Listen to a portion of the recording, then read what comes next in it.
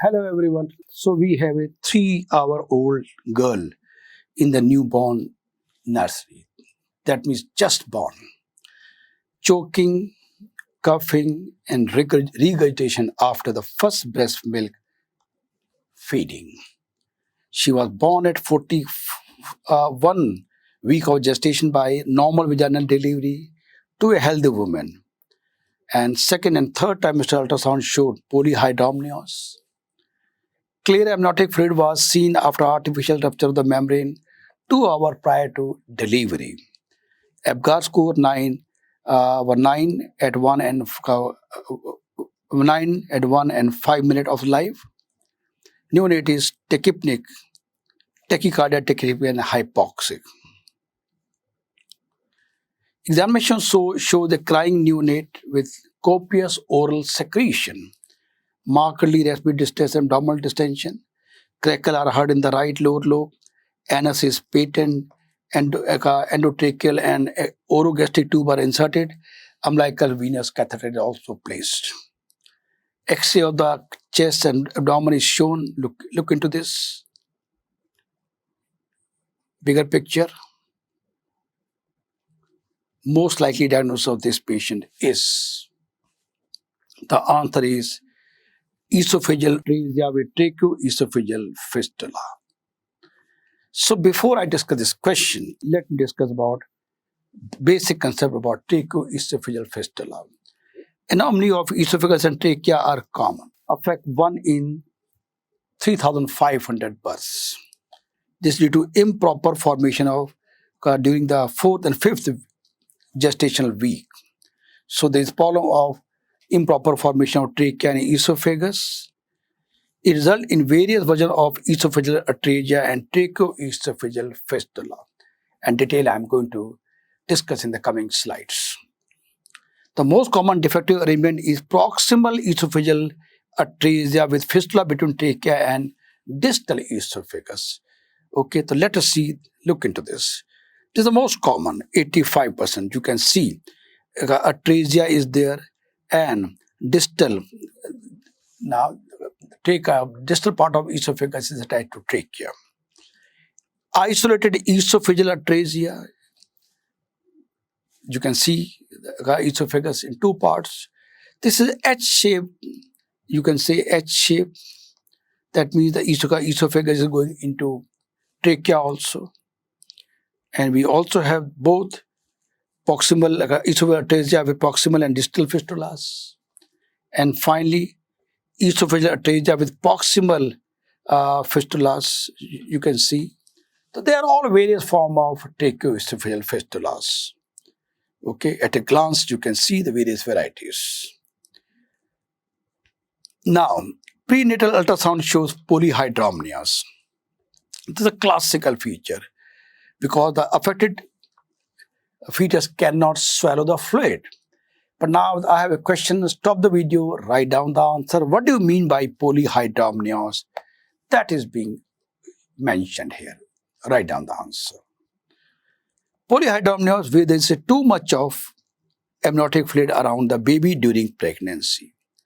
The common cause include gestational diabetes, fetal anomalies with disturbed fetal swelling of amniotic fluid, like in our case, patient having tracheoesophageal fistula, fetal infection, and this can be very easily diagnosed by ultrasonography. Look into this.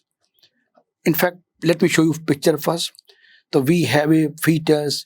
This is the umbilical cord, placenta is there, amniotic sac, and you can see full of huge amount of amniotic fluid is there. Okay, that we can see here also. Same, now you look into this, you can see plenty of liquid is there. Now, excessive drooling as well as choking, coughing, and regurgitation with initial feeding attempt are immediately after birth. 3 hours, as I told you. Why? The patient cannot swallow, so it has to come out. So we are getting choking and coughing and regurgitation also. The presence of enteric tube in the proximal esophagus on X-ray and inability to pass the feeding tube into the stomach is extremely suggestive of esophageal atresia.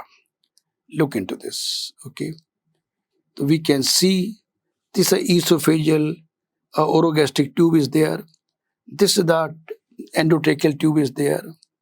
Okay, and umbilicus venous line is there, right? And you can see bowel gas is there. This permits the air entry into the gastrointestinal tract. Definitely, there is a connection between esophagus and trachea. So, air will be entering into the GIT. Stomach and intestine can become quite distended, and each breath, especially in the ventilated patients. Look into this, you can see plenty of gas is there. In addition, gastric fluid can reflux into distal esophagus through the fistula and into the trachea and the lungs. And definitely this is going to cause aspiration pneumonia. Well, in our patient, the crackles were there and checks ray infiltrate in the right lower lobe are consistent with pneumonia.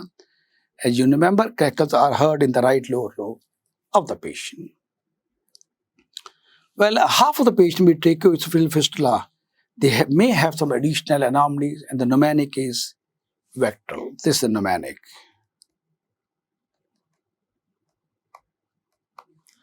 V for vertebral anomaly, anal atresia, cardiac, tracheoesophageal fistula, renal and limb. This is the VACTERL. The association should be considered. Well, the patient has patent anus is there. This is the classical VACTERL. You can see all the findings what I mentioned are there. Lovely line diagram to make you understand better about. You can correlate the VACTERL finding with this diagram. Option A, bilateral choanal atresia, is the wrong answer. But let's learn what is choanal atresia, basic concept. Thought to occur when the thin tissue separating nose and mouth area during the fetal development remains after the birth. This condition is the most common nasal abnormality in the newborn infant. Female get this twice as common in male, that means more in female as compared to males. Bilateral choanal atresia typically present with cyanosis and respiratory distress during feeding that improves when the infant cries. But in our case, the patient was constantly crying and there were a lot of regurgitation.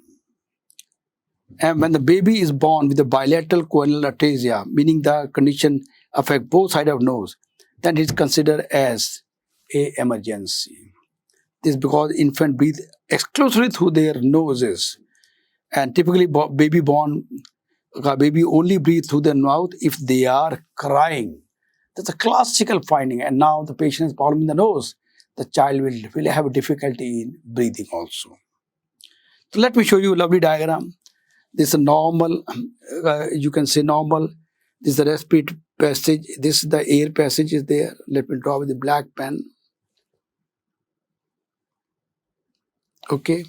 Now what is happening? Now a bone is blocking this. Look, bone is blocking this bone. This is this bone is like this now. So it is blocking the nasal way. This is a choanal atresia is there. So now you definitely air cannot come here like this. So now if I remove for better visualization, you can beautifully compare and see what is happening. Okay, the root has been blocked. The same thing is nicely depicted here.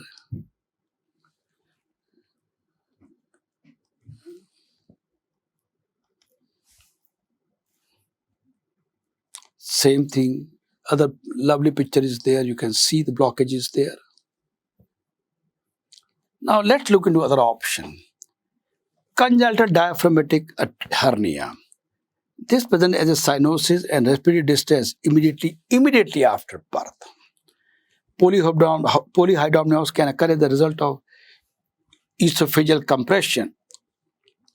The deviation of abdominal viscera into the thorax results in a scaphoid-shaped abdomen.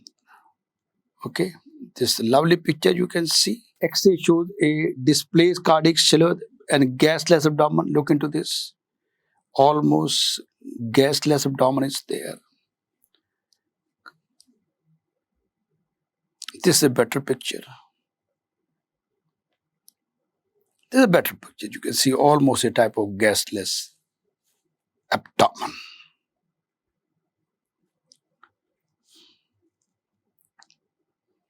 One more picture, absent distal intestinal gases. So gasless abdomen is the one classical thing that you are learning in this particular case. Now, what about, can it be a duodenal atresia? But before that, again a question for you. Stop the video, write down the answer. What do you mean by duodenal atresia, and what are the findings in these cases? Well, what is duodenal atresia? First of all, let's learn the basic. This is the stomach, and ultimately this starts the duodenum. So there is an atresia in the part of the duodenum. It's not properly developed. In fact, you can say it is called duodenum or stomach are made a separate entity. So this can cause polyhydramnios because the patient cannot swallow the thing properly, and vomiting with initial feeds but not respiratory distress. Problem is only in the duodenum, not in the respiratory tract. Abdomen would not be distended and intestinal gas would be absent on X-ray as air cannot pass the duodenum. In addition, gastric tube can be inserted without resistance. Okay, can be inserted without any resistance. And X-ray will show air in the stomach and proximal duodenum, what we call as double bubble sign. This is a classical double bubble sign, and you can find otherwise there is no gas in the abdomen. As far as option E, isolated esophageal atresia without any fistula connection into the trachea is rare and would not cause any sudden distress with feeding. Golden line to remember, esophageal atresia with tracheoesophageal fistula should be suspected when a newborn chokes and coughs during the first feeding. Attempts at nasogastric or orogastric tube insertion will fail. X-ray will show the tube in the proximal esophageal pouch. Thank you very much.